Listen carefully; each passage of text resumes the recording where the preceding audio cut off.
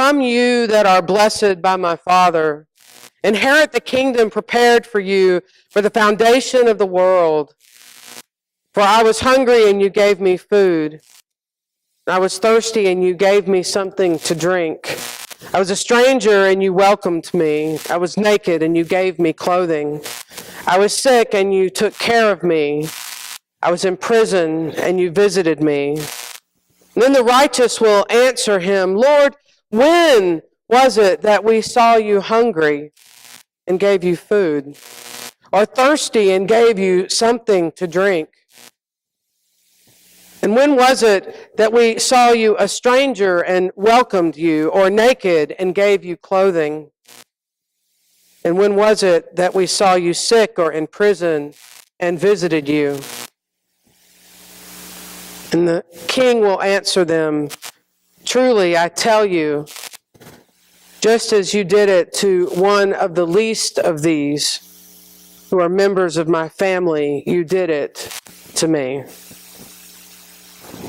If you would, please pray with me. Gracious and loving God, may the words of my mouth and the meditations of all of our hearts be acceptable to you this day, our rock and our Redeemer. Amen. So the title of my sermon is Do the Obvious. And by the passage, I think you get what I mean when I say do the obvious. We know this stuff, right? This is stuff that we've been talking about ever since I arrived at this church. We need to feed people. We need to clothe people. We need to do the obvious things to help others out. But what I want to talk to you this morning about is not so much the stuff we know, but the barriers that seem to get in the way of us doing the obvious. Now, I want us to dial back the timeline just a little bit. I want us to think back to when the original church began. People were coming together by the thousands. We think about the house churches that were being developed and what they brought to each other. This was a community, and they came together for one purpose: to serve one another, to care for one another, to live in a particular kind of way that supported each other. You might say that the earliest churches were the welfare agency. They were the hospitals. They were the places where you got the stuff that you needed in order to be okay. But we're so good at making rules and laws to protect us that we've almost protected ourselves out of a job. Why do people even need to come to church anymore if they can get the things that they need elsewhere? Just a thought.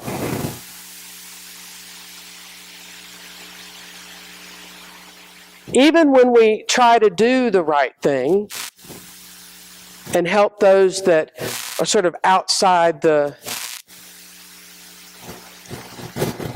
standard ways of behaving, trying to be polite this morning, we get nice little letters from the city.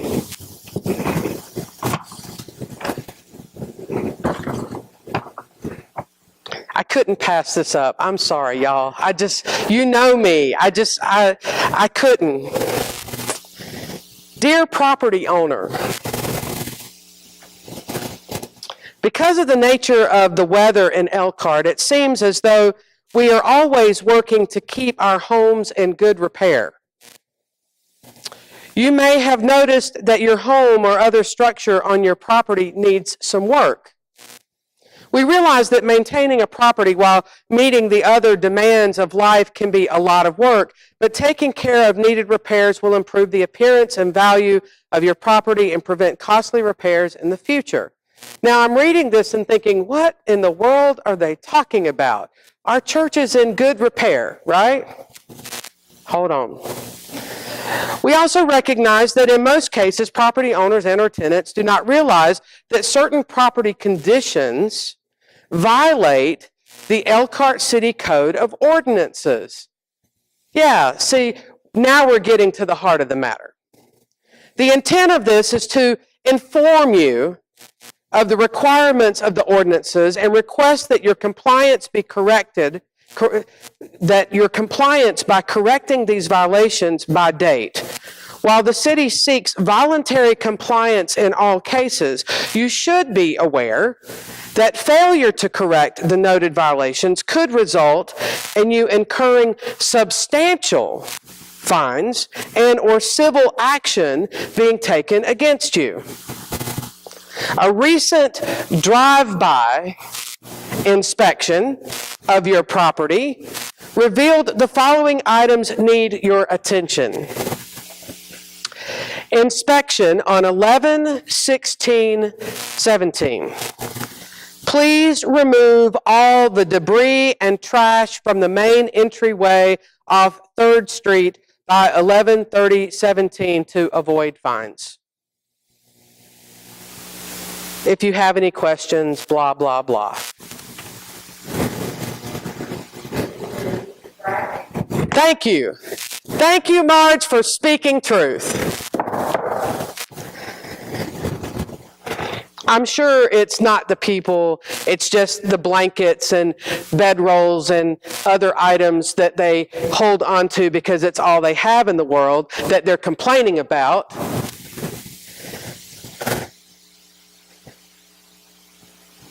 How interesting. I'm sorry, I even said to someone this morning that I felt a little sarcastic. So I apologize if that's how I'm coming. No, I don't. I don't apologize. Not today, because, I mean, this is just as fortuitous as it gets compared with the passage that we're reading this morning. And what kills me is that we have people in this city, people who write beautiful letters like this, who claim to be Christians. I'm thinking I want to start a new campaign that is called anti-Christian, because I'm not sure I want to be a Christian anymore. Not if this is what it means. Because when I read the Gospels, this isn't what I get. I'm a follower of Christ, and I follow the teachings of Christ for a reason. Because what they tell me is that I'm supposed to do some obvious things. Really obvious things. So simple.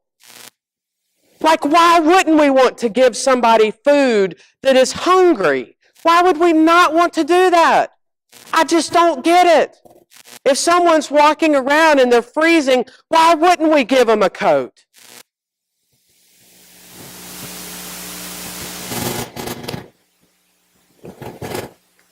I just don't understand.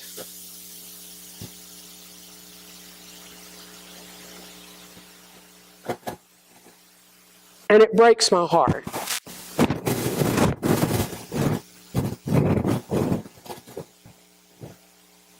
You know, maybe it's because of my own life experiences that I have come to this place.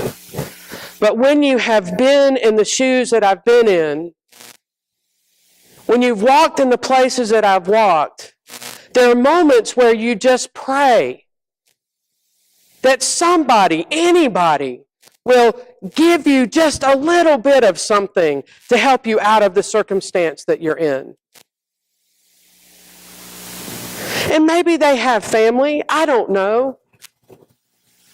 I'm trying to learn.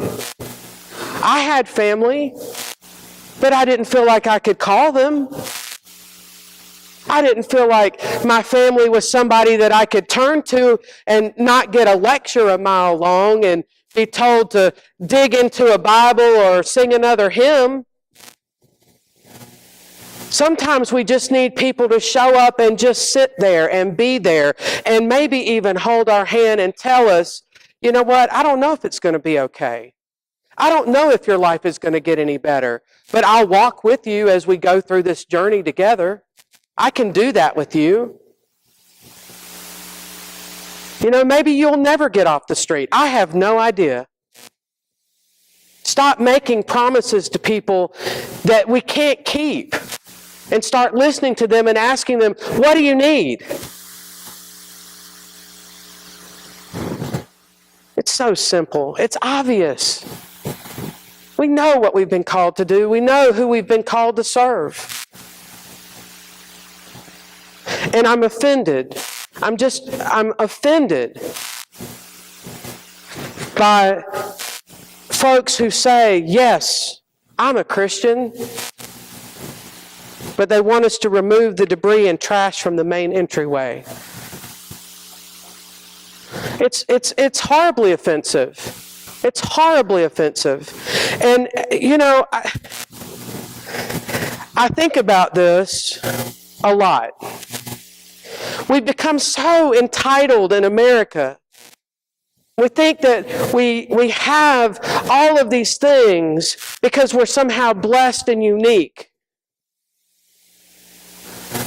But we're not.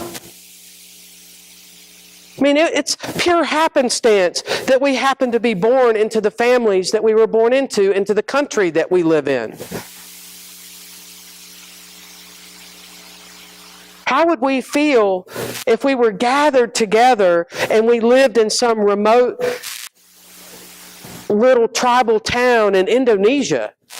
I'm just pulling a country out of my hat here. How would we feel?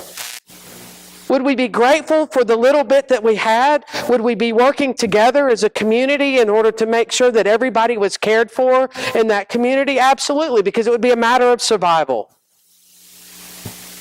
But we don't really understand that concept, most of us, because we've never had to survive. We've never had to fight to survive on the streets. But if you've ever been homeless,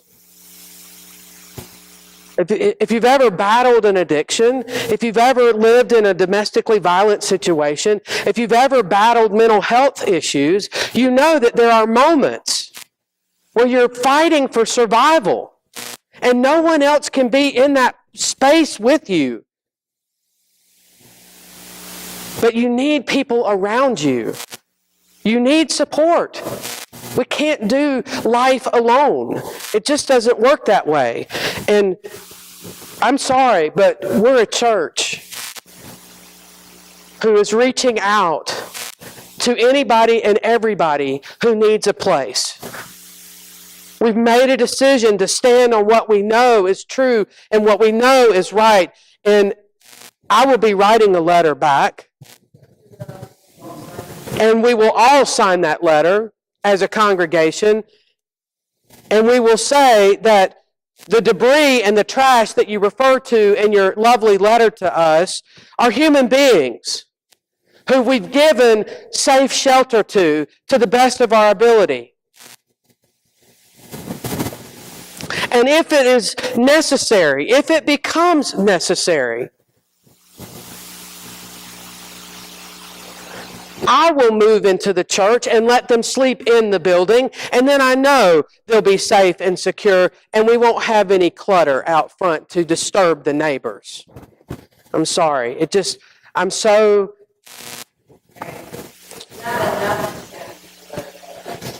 Well... Right. Right.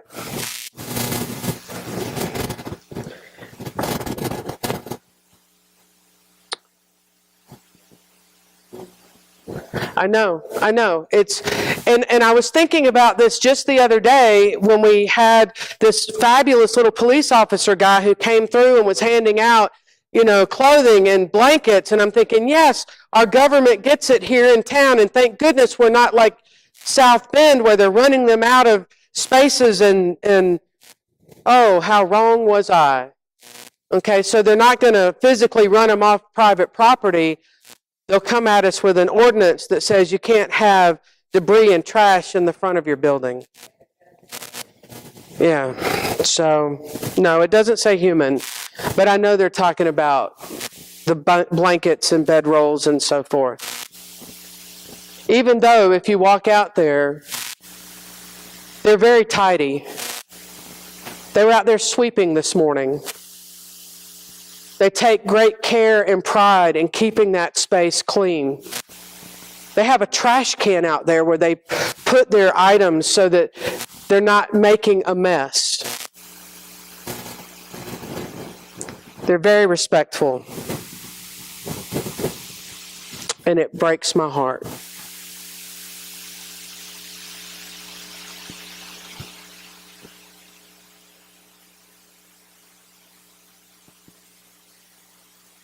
It's interesting that this first line in this text says, "Come, you that are blessed by my Father." Perhaps some of the folks that we hold in such high esteem are not blessed. I don't know. Inherit the kingdom prepared for you from the foundation of the world. He's offering us something very precious, but there are large and great conditions. The part of this passage that I left off are where he divides the sheep from the goats, because we don't like to talk about the mean and nasty stuff that God might do. We don't talk about, the divisions that God might see in us, but don't you think that there are pretty clear divisions?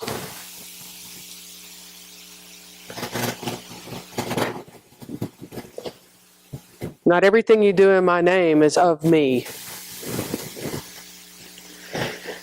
I heard a preacher say one time that you can be doing the good thing, but it may not necessarily be the God thing. Well, sometimes we call a lot of God things good things, and they're not either one.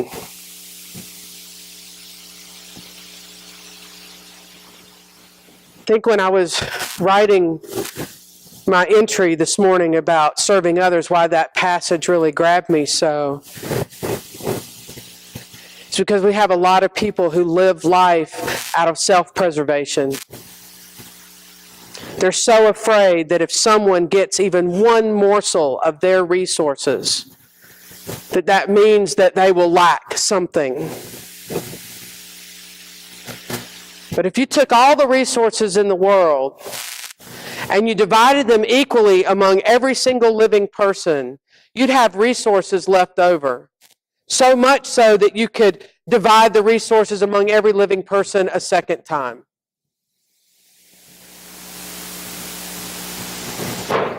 That's just sad. Really, really sad to me. To think that some have to amass so much material wealth, so much power, authority, and fame, because they're afraid of what someone else might get. Because see, when we feed people, when we clothe people, when we help take care of the sick, it costs us something.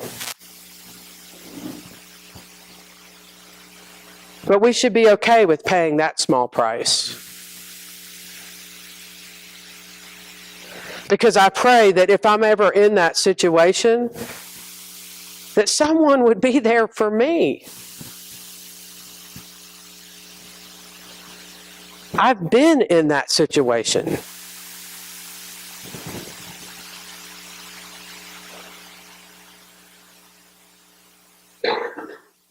And I'm really grateful to the people who fed me and who clothed me, and the people who cared for me.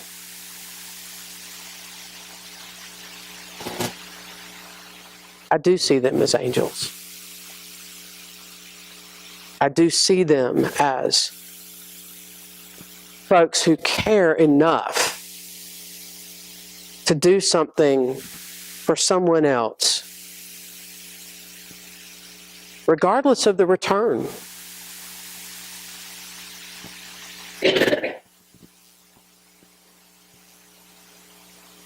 I think my New Year's resolution this year will be to dismantle the barriers to serving others. One barrier at a time, whatever we have to do. So I'm praying that you guys will continue to do the obvious and that you also will continue to dismantle the barriers that keep us from doing the obvious things that we've been called to do.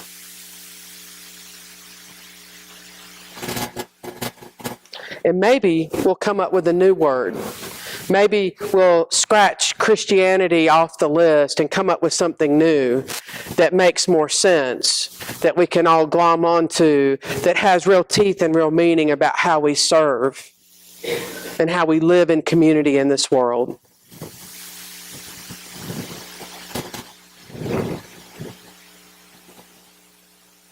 At least that's my prayer. May it be so. Amen.